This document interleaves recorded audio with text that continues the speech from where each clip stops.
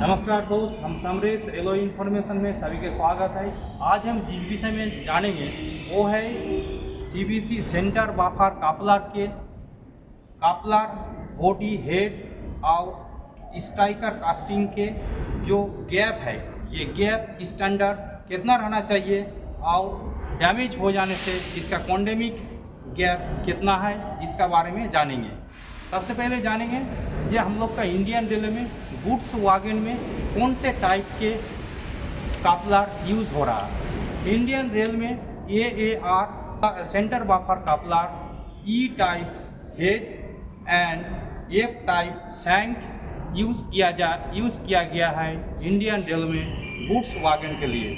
जो centre buffer coupler है, इसका जो मटेरियल है यह है कास्ट ग्रेड E टाइप ये मटेरियल है, और यह है स्ट्राइकर कास्टिंग, इसका जो मटेरियल है यह है कास्ट ग्रेड B मटेरियल। बढ़ जाने से ये सेंटर बाफर कापलर का जो बॉडी है ये स्ट्राइकर कास्टिंग से ये बाहर आ जाएगी और वो ट्रेन पार्टिंग हो जाएगी। तो ये ट्रेन पार्टिंग के रुकने के लिए CNW के स्टाफ जो यार्ड में एग्जामिन करता है वो CC रेक और प्रीमियम रेक, वो रेक एग्जामिन के टाइम में थोड़ा से ध्यान दे के ये देखिए, ये जब यारो मैन्युफैक्चर जब ये वागन तैयार किया गया है, उस वागन के चलने के बाद ये देखिए ये वर्टिकली एक जाक से ये देखिए एक मार्क हो गया। ये मार्क से ये ज़्यादा कितना ये ज़्यादा आएगी, ये देखिए 52 mm, ये 52 mm ये ज़्यादा बाहर निकल गया। ये कितना परमिसेबल है, ये है 25 mm। ये यहाँ से 25 mm ये एक्स्ट्रा निकलेगा तो ये परमिसेबल है। क्यों? वो ड्रॉप गियर के वो परमिसेबल लिमिट है वो 25 mm।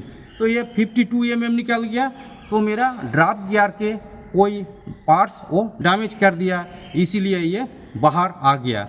और क्या है, लोडिंग कंडीशन में ये जब centre buffer coupler striker casting से बाहर आ जाता है तो क्या होता है, ये बहुत सारे झुक जाता है और ये जब ज़्यादा बाहर निकल जाएगा तो फोर्स भी वो ज़्यादा होगा। तो फोर्स ज़्यादा से वो क्या होगा, एक साउंड आएगा अबनॉर्मल साउंड। वो अबनॉर्मल साउंड से वो पता चल जाता है जे ये सेंटर बाफर कापलर वो स्ट्राइकर कास्टिंग हाउसिंग से ये बाहर आ गया है। ये है स्ट्राइकर कास्टिंग और ये है CBC हेड, कापलर हेड है। ये जो डिस्टेंस है ये डिस्टेंस स्टैंडर्ड रहना चाहिए 108 mm, और 133 mm से ज़्यादा हो जाने से ये कॉन्डेमिंग ये लिमिट RDSO से कर दिया है। तो ये अभी देखेंगे जो ये गैप कितना आया, ये हम लोग अभी देखेंगे। ये 160 mm आ गया है, तो 160 mm इसका जो गैप ये इंडिकेट करता है जे मेरा ये जो CBC के असेंबली है, ये असेंबली में कुछ डिफेक्ट आ चुका है, इसीलिए इसका गैप बढ़ गया है। ड्राफ्ट गियर देखिए, ये कौन से ड्राफ्ट गियर है, ये ड्राफ्ट गियर है MK50। MK50 ड्राफ्ट गियर में 2 लाग फिट रहता है, वो जो सेफ्टी लाग है वो 2 है। और ये जो फ्रंट फ्लावर है ये भी सही है। ये क्रैक हो जाने से, ब्रोकन हो जाए, 2 पीस हो जाने से ये जो फ्रंट फ्लावर है ये फ्रंट फ्लावर ये V शेप में आ जाता है। और ये MK50 ड्राफ्ट गियर और फ्रंट फ्लावर ये सही है। इसके बाद देखेंगे योक पिन देखेंगे जो वो ब्रोकन तो नहीं हो गया। हाँ, दिखाई मिला, देखिए ये फोल्ड मिला, योक का होल ये बढ़ गया है, योक पिन भी ऑर्न आउट हो गया। योक पिन का जो न्यू स्टैंडर्ड जो डाया है वो है 95.25 mm, और योक पिन का जो न्यू स्टैंडर्ड माप है वो है 88.9 mm का जो पिन होल है वो ऑर्न आउट हो गया है, वो 95.25 mm से वो हो गया 98.25 mm। इसीलिए CBC का जो शैंक है ये शैंक ये बाहर आ गया है। इसीलिए इसका लेंथ 160 mm तक चला है। और ये RDSO के अनुसार से ये वागन का ये गैप से पता चल जाता है जे ये डैमेज हो चुका है ये CBC असेंबली। ये गेज है पिस्टन स्टॉक कन्वेंशनल वागन का पिस्टन का गेज है।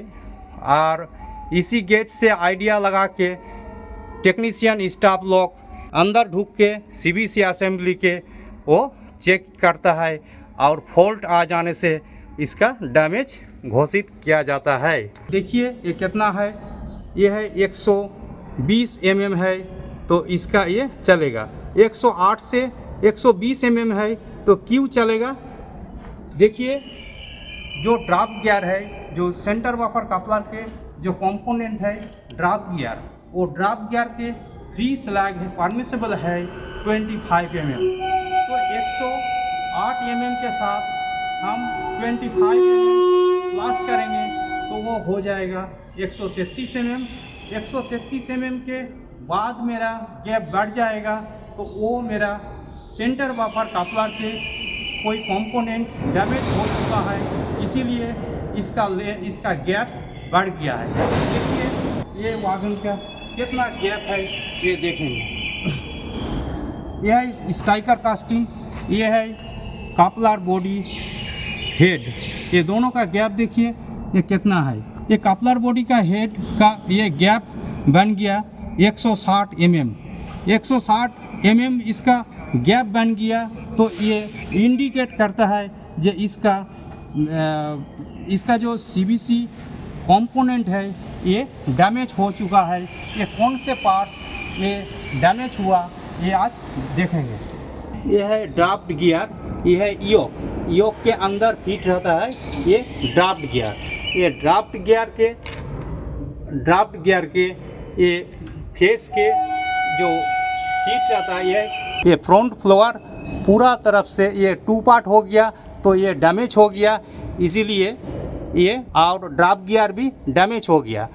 यह है योक और यह है फ्रंट फ्लोर, यह है फ्लोर। ये फ्लोर एक्टिव रहने से क्या होता है ये पैरेलल रहेगा और ब्रोकन हो जाने से ये इसका अंदर से ये क्रैक हो जाएगा और एक सेंट मार्क चलाएगा वो क्रैक का। थैंक यू दोस्त, ये वीडियो कैसे लगा जानकारी अच्छा लगने से सब्सक्राइब कीजिए। थैंक यू, ऐसे वीडियो हम देते रहेंगे।